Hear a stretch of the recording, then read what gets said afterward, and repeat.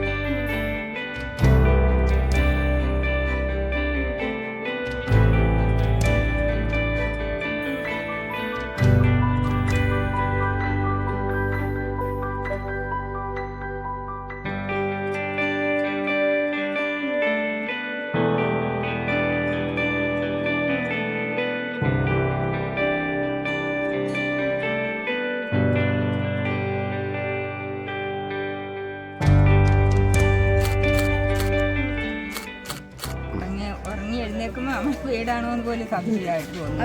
അത്രയും സന്തോഷമുണ്ട്. വീടല്ലേ ഇപ്പം? അത് നമുക്ക് ഇത്ര ഒരു വീടുണ്ടായല്ലോ എന്ന് ഓർക്കുമ്പോഴേ നമുക്ക് അതിശയമായിട്ട് തോന്നും.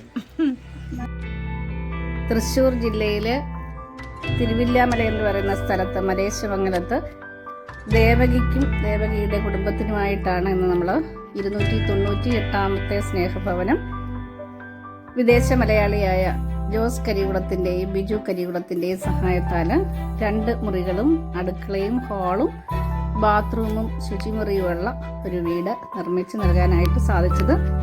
ജോസ് കരികുളം എനിക്ക് ഇതിനോടകം 10 വീടുകളാണ് സഹായമായിട്ട് മറ്റുള്ളവർക്ക് നൽകിയത്.